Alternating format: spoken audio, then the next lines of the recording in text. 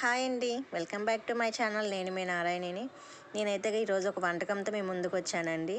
ఎప్పుడు మనం వంకాయ ఎప్పుడు అలా చేస్తాం కదా. ఈసారి బారు వంకాయలతో నేను వెరైటీగా బారు గుత్తి వంకాయ మసాలా కర్రీ అయితే చేశానండి.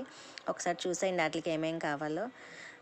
మనకైతే ముందు ఎండు కొబ్బరి కావాలండి, వంకాయలు కావాలి, పెద్దులపాయ కావాలి, వేరుశెనగ గుళ్ళు కావాలి, జీలకర్ర, ధనియాలు, ఎల్లుల్లిపాయలు కావాలండి. ముందైతే ఎండు కొబ్బరి అలాగ మిక్సీ పెట్టేసుకోండి, కొంచెం బరగ్గా పట్టుకోండి. తర్వాత కొంచెం ఇది వేపిన వేరుశెనగ గుళ్ళు కూడా దాంట్లో వేసేసుకోండి. అది కూడా కొంచెం బరగ్గా వేసుకోండి, ఎందుకంటే మళ్ళీ మనం మిక్సీ పట్టాలి.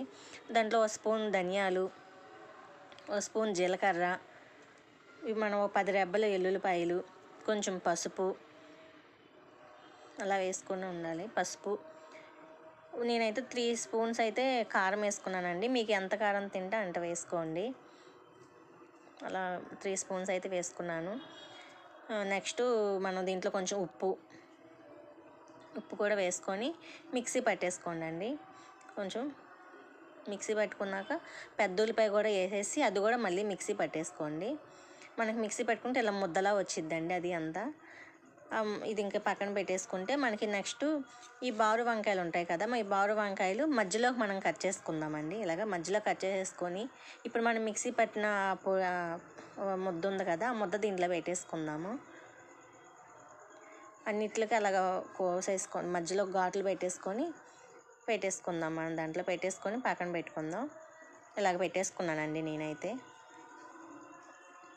నెక్స్ట్ కొంచెం ఒక ప్యాన్లోని కొంచెం ఆయిల్ వేసుకొని అది హీట్ ఎక్కినాక వంకాయలను అలా వేసేసుకున్నానండి. అది కొంచెం మగ్గుతాయి, రెండు వైపులా కూడా అటు ఇటు మనం అడ్జస్ట్ చేసుకుంటే అలా జరుపుకొని మగ్గుతాయి. అలా మగ్గినాక మనం పక్కకు తీసేసుకోవాలి.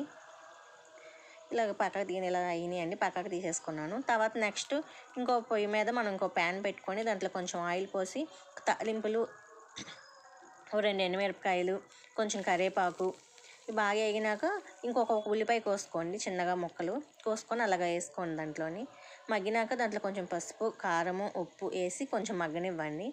మగ్గినాక మనకి ఇందాక వంకాయలో పెట్టిన మిగిలిన ముద్ద ఉంటుంది కదా, ఆ ముద్ద దీంట్లో వేసేసుకోండి. ఆ మసాలా మసాలా దీంట్లో వేసేసుకున్నాక కొంచెం బాగా వేగినాక కొంచెం ఆయిల్ పైకి వచ్చినట్టు అనిపిస్తుంది. అప్పుడు మనం నూనెలో వేపిన ఇవి వంకాయలు ఉంటాయి కదా, వంకాయలు కూడా దీంట్లో వేసేసుకోండి. వేసుకున్నాక కొంచెం బాగా దగ్గరికి కలిపేసుకొని దాంట్లో కొత్తిమీర వేసేసుకొని మనకి దించేసుకోవడమేనండి. కర్రీ అయితే కనుక చాలా బాగా వచ్చిందండి. నేనైతే కనుక ఫస్ట్ టైం ట్రై చేశాను. నేను ఇన్స్టాగ్రామ్లో అయితే చూశానండి కర్రీ. ఈరోజు అయితే నేను మా ఇంట్లో చేశాను, చాలా బాగా వచ్చింది. ఒకసారి మీరు కూడా ట్రై చేయండి. ట్రై చేసి మీకు ఎలా వచ్చిందో నాకైతే చెప్పండి. ఒకసారి కామెంట్ సెక్షన్లో కామెంట్ పెట్టండి. నా ఛానల్ కానీ మీకు నచ్చినట్టయితే లైక్ చేయండి, షేర్ చేయండి, సబ్స్క్రైబ్ అయితే చేసుకోండి. ఇదండి వంకాయ కర్రీ అయితే కనుక. కానీ టేస్ట్ మాత్రం చాలా బాగా వచ్చిందండి. ఈ కర్రీ మాత్రం పప్పులోకి కానీ, చారులోకి కానీ, సాంబార్లోకి కానీ చాలా బాగుంటుంది. ఈరోజు మా ఇంట్లోకి అయితే పప్పు టమాటా, దాంట్లోకి బారు గుత్తి వంకాయ మసాలా కర్రీ అండి. టేస్ట్ అయితే అదిరిపోయిందండి. ఒకసారి ట్రై చేయండి.